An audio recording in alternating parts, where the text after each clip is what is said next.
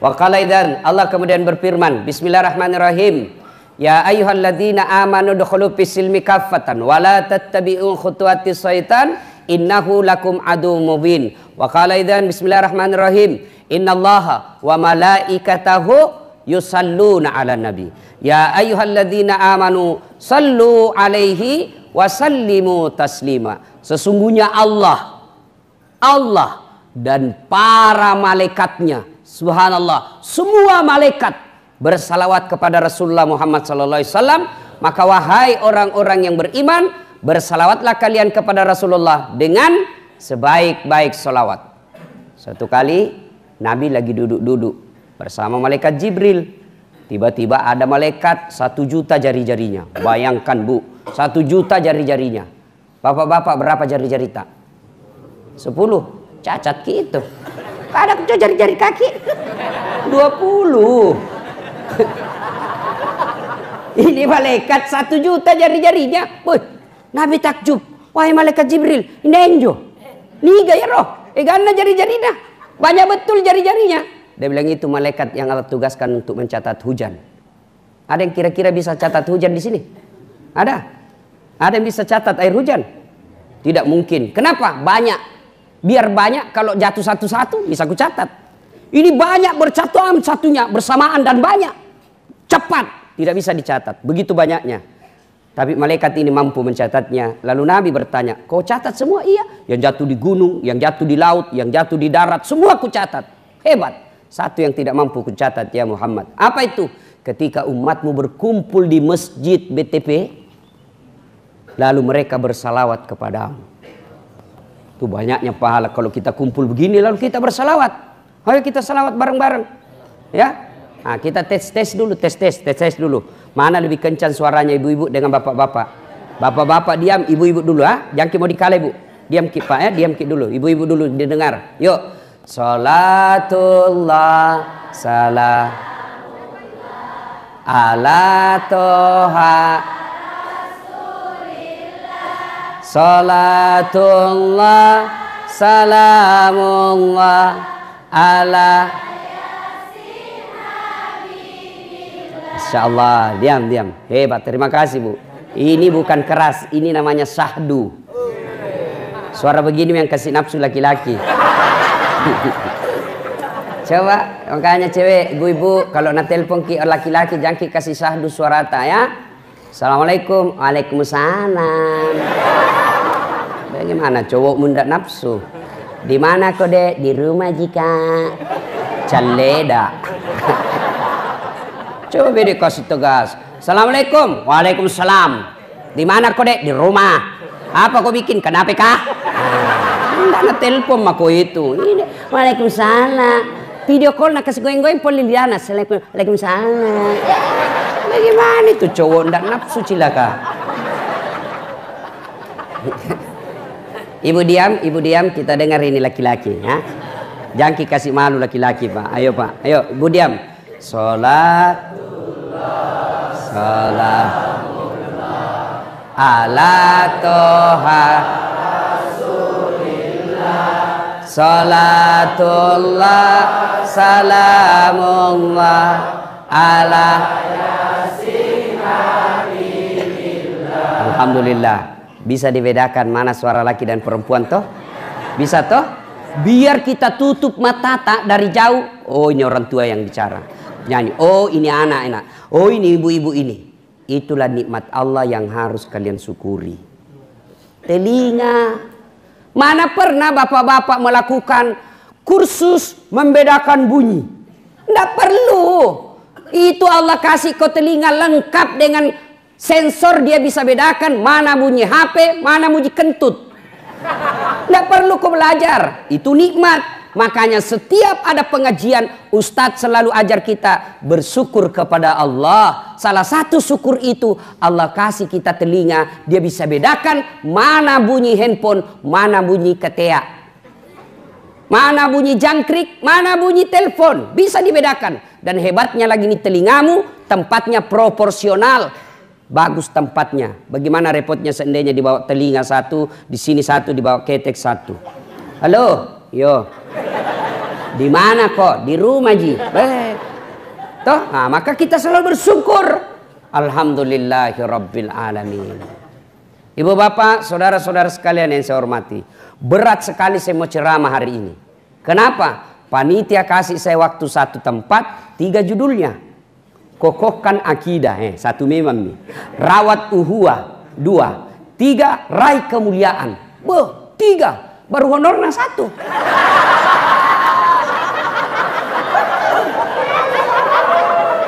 Pintar ini panitia mengakali ini Pak. Ini namanya efisiensi. Luar biasa. Saya pikir dari tadi malam, bagaimana ini menyatukan 3 judul ini menjadi 3 in 1. Gimana caranya? Wah, saya ingat waktu yang sangat tepat, subhanallah. Waktu yang tepat ini kita dalam bulan Zulhijjah, ada satu kejadian yang meraih ketiga-tiganya. Mari kita dengar kejadian itu. Bismillahirrahmanirrahim. Ibrahim alaihissalam dikasih rezeki yang berlimpah. Akhirnya apa?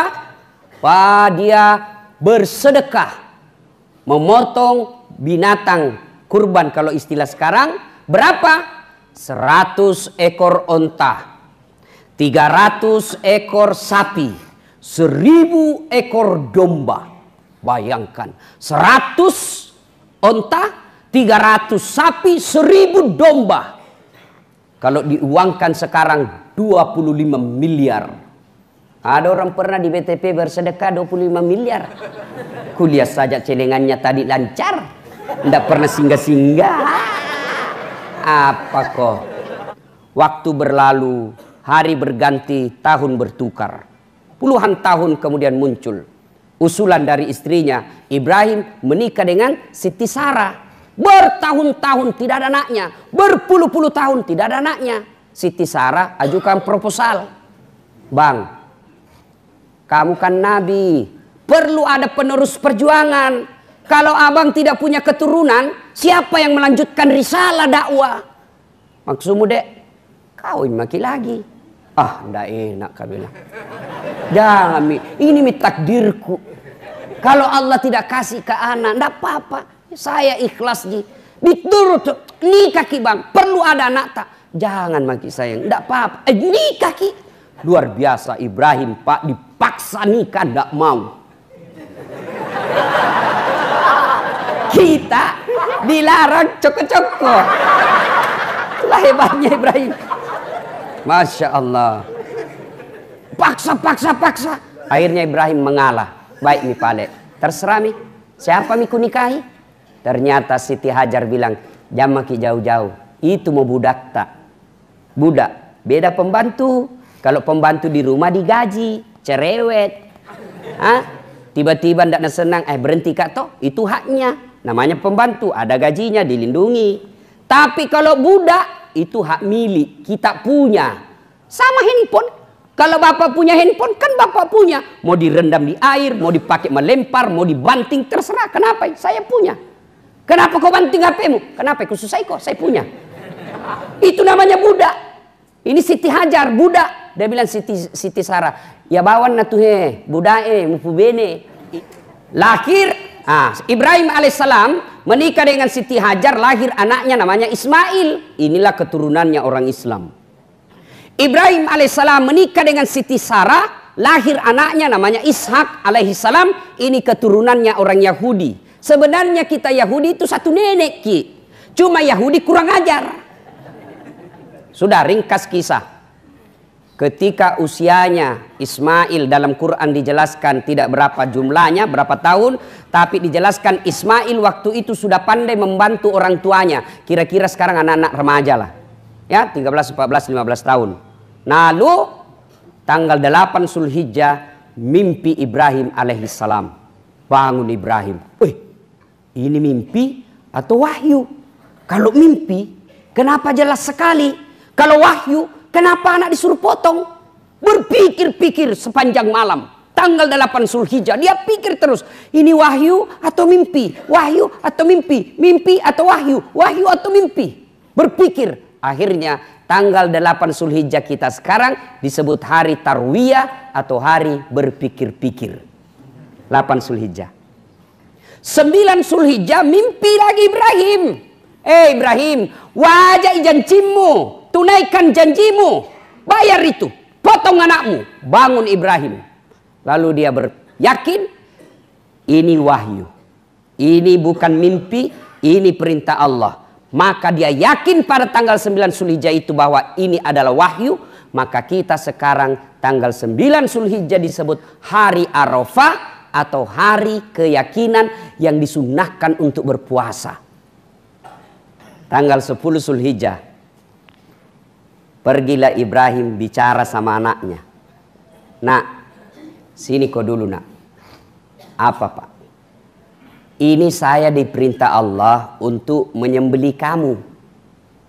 Sampai di sini kita belajar jadi orang tua. Jangan otoriter kepada anak. Ibrahim, ini perintah, ini wahyu, tapi masih ada nyogok, diajak ngomong anaknya. Tidak otoriter, mentah-mentah saya bapak, tidak boleh. Apa ku bilang kau laksanakan. Tapi Ibrahim, meskipun wahyu, masih nak ajak diskusi anaknya. Nah, bagaimana menurutmu? Kita mentang-mentang sebagai bapak, kau masuk kedokteran. Kalau bukan kedokteran, aku biayai kau. Mau dia apa kedokteran kalau anaknya tidak mampu otaknya? Jadi kau tentara, kalau kau tidak tentara saya tidak mau. Tidak boleh. Ajak dulu, kasih pandangan, kasih fakta. Pokoknya menikah kau sama ini. Kalau tidak mau kau, jangan kau. Tanya dulu. Kau suka jika itu. Kenapa kau tidak suka? Kalau pertimbangannya tidak suka karena pertimbangan tidak masuk akal, boleh kita kasih intervensi. Tapi kalau dia bilang tidak sembahyang pak botol pak, jelek pas selingkuh. Tapi dia bilang, tapi mobilnya Mercy, pret. Ya. Ibrahim dia tanya anaknya, Mail, sini kau Mail. Apa Pak C? Ini nak suruh kak perintah Allah potong kau. Bagaimana menurutmu nak? Kira-kira anak-anak di BTP kalau ini ditanyakan Pak apa jawabannya? Apa jawabannya? Nabi bajiki. Kenapa nak saya? Itu nenekku yang sudah mau mati. Itu ini jawaban orang pintar, tapi tidak soleh. Cocok tahu kenapa ini anak muda generasi harapan bangsa itu yang sudah tua. Ini akalnya masuk tapi tidak soleh. Apa jawaban Ismail alaihissalam? Pak, kalau ini perintah Allah, jangan ragu, tunaikan, laksanakan. Bapak akan mendapat saya sebagai anak yang sabar. Tapi Nabi bilang Ismail, sebelum kita potong apa ada permintaanku. Apa nak? Satu, pakai pisau yang sangat tajam supaya saya tidak lama menderita. Maka petugas-petugas penyembelih binatang nanti tolong cari parang pisau yang sangat tajam. Dan ada itu caranya. Ya, jangan potong itu semakin panjang lehernya, jangan di tengah. Ya. Angsa, bebek, ayam, sapi. Kalau potong jangan di tengah. Lama baru mati itu. Di mana? Di ujung-ujung sininya. Coba kalau bebek kita potong di tengah, lari pak. Ayam terbang dia pak. Apa bapak ndak kasihan korong kita lihat keluar darah di sini? Maka itu dipotong di ujung dekat daripada dagunya. Kalau manusia cepat matinya itu. Dan satu binatang satu bismillah. Ini apa hati-hati yang penjual ayam potong. Biasa itu nak kasih masuk saja mesin bismillahirrahmanirrahim 50 masuk. Enggak. Satu ayam satu. Ada pernah kuliah penjual di BTP bilang saja 30 ayam nak potong, bilang saja bismillahirrahmanirrahim kali 30. Tidak boleh begitu bos. Satu ayam satu bismillah ya. Makanya hati-hati yang suka makan di luar ayam potong. Karena belum tentu itu halal cara motongnya ya. Itu sebabnya ibu kalau bisa masak di rumah supaya anak dan suami tak suka makan di rumah. Kalau makannya di rumah insya Allah halal. Yang kedua bukti kasih sayang ibu kepada suami. Sekarang ibu-ibu jam 4 nah telepon suaminya kalau sore, Pak mau kau makan apa Pak? Ini bangga tomaki dikira mau dimasakan, ternyata GoFood, GoGrab, Lakutu. Ya, udah. Nah sudah. Apa jawaban Ismail? Silahkan. Pertama, pakai pisau yang sangat tajam. Dua, tutup mata Pak. Supaya apa? Karena kalau kita tidak tutup mata, maka pasti cemas ki. Nggak yakin kak bisa dilaksanakan kalau kita lihat mukaku. Yang ketiga, tolong ikat tangan dan kakiku supaya saya tidak meronta-ronta kesakitan. Dan yang keempat, bajuku ini jangan dia kena darah supaya dia tidak lihat ibuku. Dan yang kelima, besok kalau saya sudah wafat, jangan ada anak-anak seumurku lewat depan rumah supaya mamaku kodong tidak nak ingat kak lagi. Subhanallah. Coba lihat itu Ismail. Maka tanggal 10 Zulhijjah dia bawalah, sampaikan istrinya. Sayangku, kasih mandi baik-baik itu anak tadi. Kasih pakai minyak rambut, kasih pakai baju baru, kasih parfum. Mau ki bawa ke mana pak? Mau kak bawa ke don jalan-jalan? Baik. Tanggal 10 Zulhijjah sudah pergi mi. Sudah dimandi Ismail, kasih pakai baju baru, sisir rapi-rapi. 10 Zulhijjah dia bawa. Untuk melaksanakan apa? Melaksanakan dan menunaikan janjinya. Maka tanggal 10 Zulhijjah kita orang Islam sekarang disebut hari An-Nahr atau hari menunaikan janji. Itu kalau Idul Adha orang menyanyikan janji itu. Sudah pergi. Begitu pergi Ibrahim alaihissalam, wah kepanasan setan. Berarti minda ada minta mangkuk nanti di neraka ini. Masuk semua ini nanti surga keturunannya. Bagaimana caranya saya halangi? Maka datang setan. Dia bujuk Ibrahim. Ibrahim, apa? Lihat ku itu anakmu. Lama anak kau harapkan satu-satunya. Masa kau mau potong? Coba pak, anak satu disuruh potong. Kalau 9 anak pak disuruh potong, dicari mana yang nakal. Potong anakmu. Mana ini bandak ini satu pak. Dah bilang Ibrahim, jangan kau banyak bicara di situ setan. Ibrahim ambil batu, dia lempar itu setan. Pergi kok, ishak ya, kena kepalanya sampai di Maros balik lagi. Gagal goda Ibrahim, dia datang goda istrinya. Jar. Apa? Kau tahu mau dibawa ke mana anakmu? Dia bilang, iya mau bawa jalan-jalan anak suamiku. Nah tolo kok. Masuk no, mau nak potong. Jangan banyak bicara sembaran ini. Mana ada bapak mau potong anaknya? Dia bilang, iya mau nak potong. Kenapa bisa? Katanya perintah Tuhannya. Masih mau bicara itu setan. Langsung Siti Hajar ambil batu. Jangan banyak bicara di situ. Pergi kok. Jangankan anakku, saya saja siap dipotong kalau itu perintah Allah. Dia lempar, kena kepalanya sampai pangkep balik lagi. Gagal goda suami, gagal goda anak, istri, dia datang anaknya. Mail, sigo dulu Mail. Apa? Masih mau bicara? Jangan banyak bicara di situ. Ini perintah Allah, saya ikhlas. Tak salekutu. Lempar, kena matanya. Itu dalam hadis dikatakan mata kirinya kena picok. Nggak tahu apa bahasa Indonesia picok. Pokoknya hancur matanya sebelah kiri ya. Sudah pergi setan. Sampailah Nabi Ibrahim yang sekarang disebut Mina. Itu orang kalau orang menunaikan ibadah haji, di situ dia tinggal selama 3 hari di Mina. Ya mabit namanya, 3 hari. Nah sudah diparingkan, diambil pisaunya Ibrahim, dia tutup matanya. Nah, dia kasih liangkat lehernya anaknya. Diambil barangnya. Sabar kena, sudah diikat, ditutup matanya. Bismillahirrahmanirrahim. Dia bilang tunggu dulu pak. Ismail bilang tunggu dulu. Apa lagi nak? Tolong lepaskan ikatan tanganku. Tolong lepaskan ikatan kakiku. Kenapa? Kalau diikat kayak begini pak, nanti Nabi bilang Tuhan saya terpaksa untuk disembelih. Buka ini ikatanku supaya Allah menilai saya ikhlas. Baiklah nak. Dia buka, lalu begitu mau dia potong, Allah perintahkan kepada para malaikat. Malaikat, ciniko. Lihat maka ini hambaku. Waktu pertama kali saya ciptakan Adam, kalian semua protes bahwa manusia akan menghancurkan bumi ini. Kau lihat ini Ibrahim.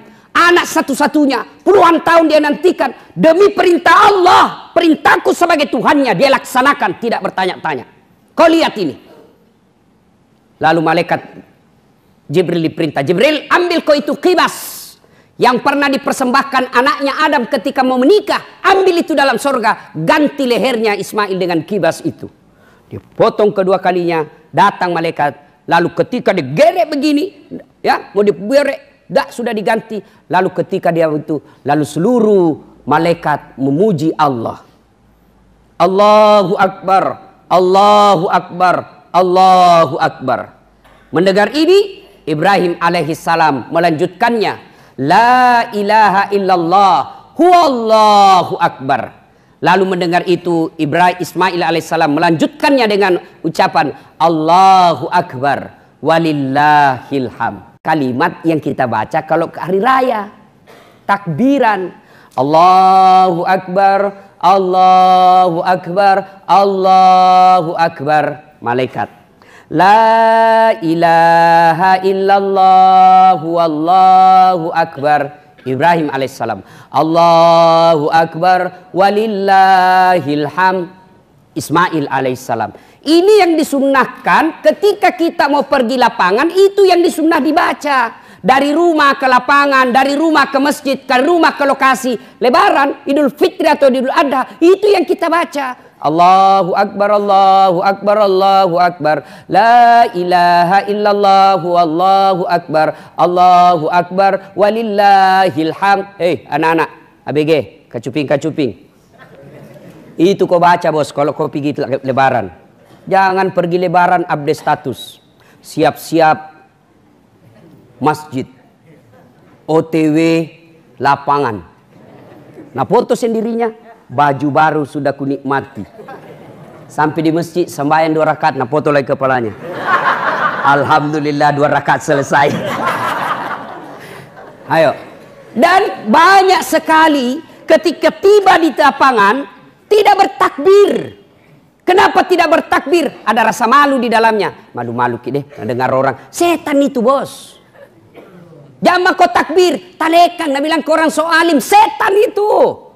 Maka ketika kau tiba takbir kau, itu bagian daripada kecintaanmu kepada keluarga Ibrahim alaihissalam dan penghormatanmu kepada Allah subhanahu wa ta'ala. Ketika kita mau takbir itu, biasa risiki. Mau dia, akhirnya apa? Nah. Kenapa kau malu? Nah ini kalimat tauhid. Kenapa bisa berhasil itu setan goda kita? Nah ibu bapak saudara-saudara sekalian, akhirnya yang disembelih khibas, maka bebaslah Ibrahim dari janjinya dan tumbuhlah anak-anaknya menjadi para nabi dan terkenallah Ibrahim alaihissalam sebagai bapak dan cucu-cucunya menjadi nabi dan rasul. Subhanallah. Apa hikmahnya ini? 1. Ibrahim alaihissalam kalau bicara akidah tidak ada tawar-tawar. Apa akidah? Perintah Allah. Maka kalau Allah perintah jangan banyak tanya.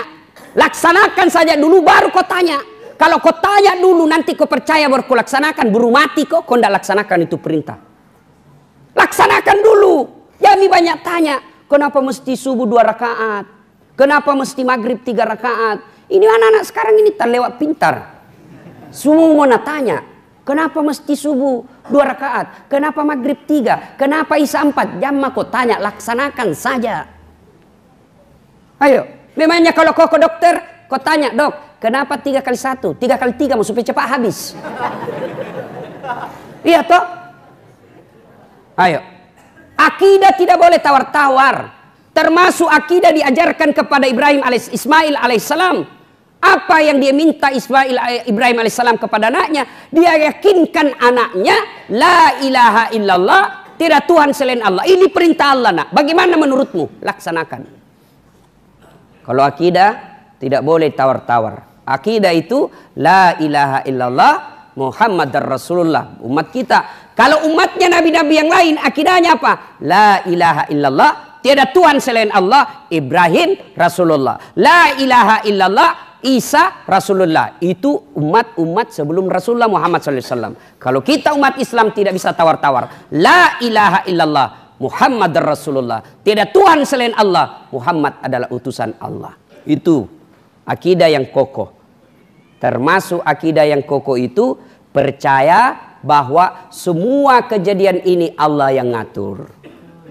Adik-adik, ini banyak yang galau-galau sudah mendaftar PTNS. Perguruan tinggi PTN, perguruan tinggi negeri, sudah belajar, sudah berdoa, sudah nabilan dirinya hijrah. Ternyata apa yang dia minta tidak dikasih, jangan kau buruk sangka. Percayalah bahwa itu Allah yang kasih kau yang terbaik.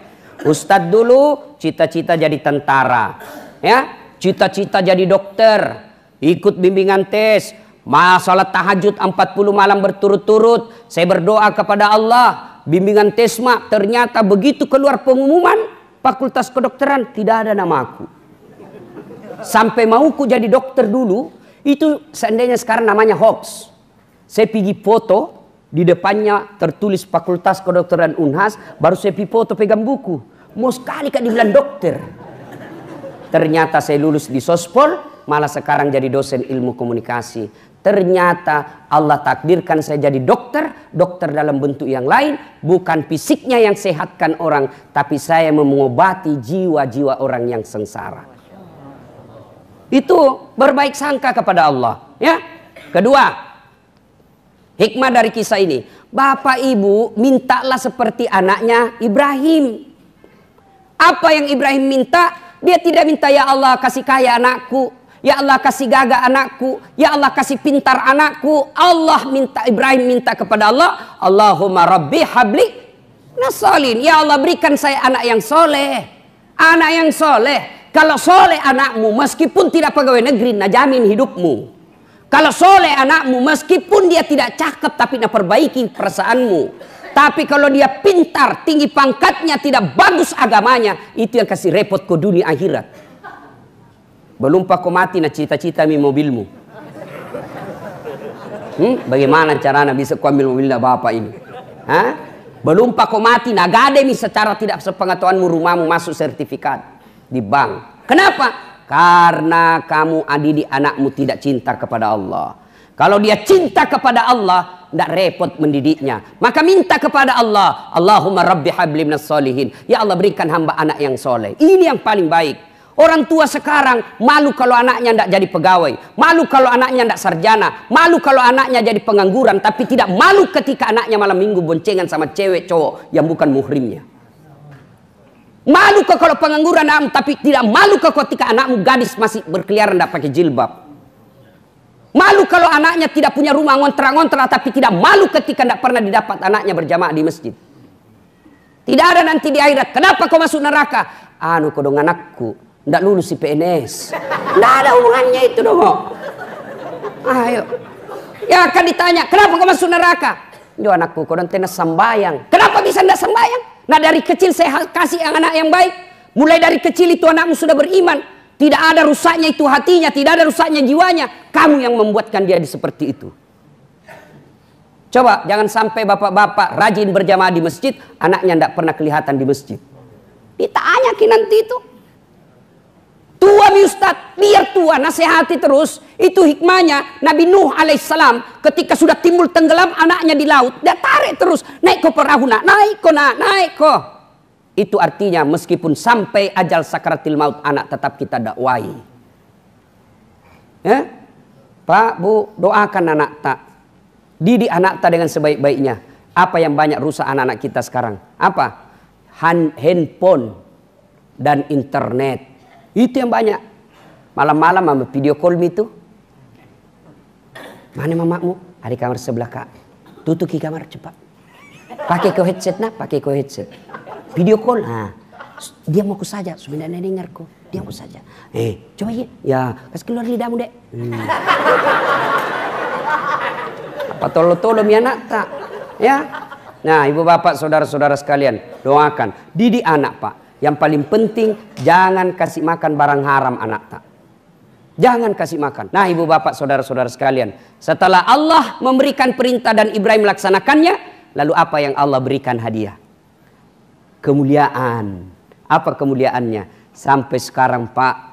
Ritual kehidupannya Ibrahim diabadikan. Apa pengabadiannya itu? Melempar 3 jumroh.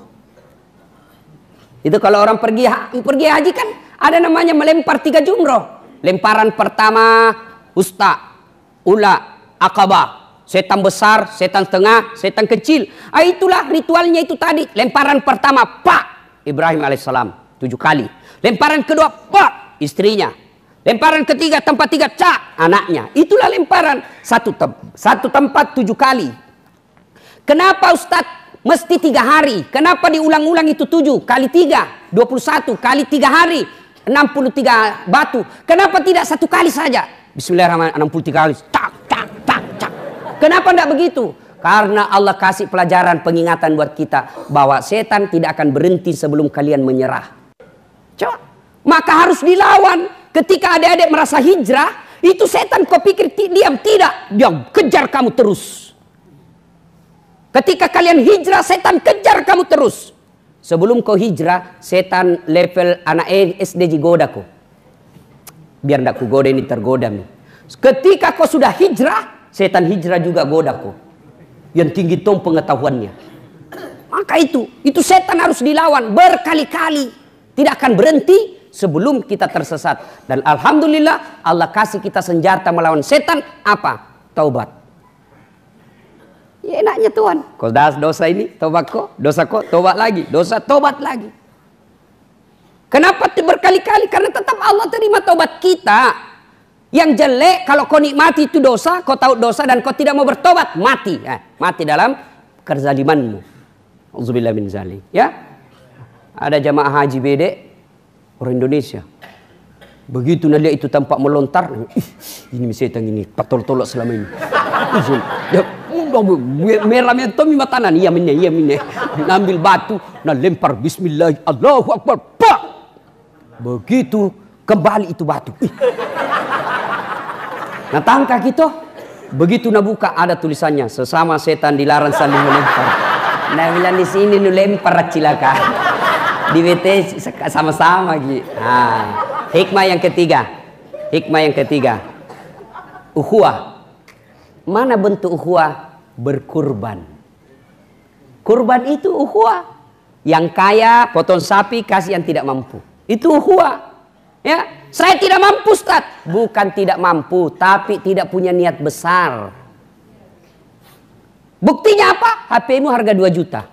Pulsamu per bulan 200.000. Kali itu bisa beli onta, bisa beli domba. Masa? Yang berarti yang tidak bisa bukan kemampuan ekonomi, tapi iman tak yang belum bisa.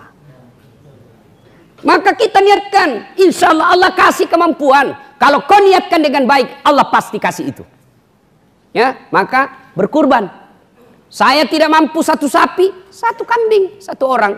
Sapi 7 orang bisa di situ. Patungan ki. Ayo kita tunda dulu beli anu ini. Beli pulsa bulan depan. Kita beli anu saja. Patungan insyaallah.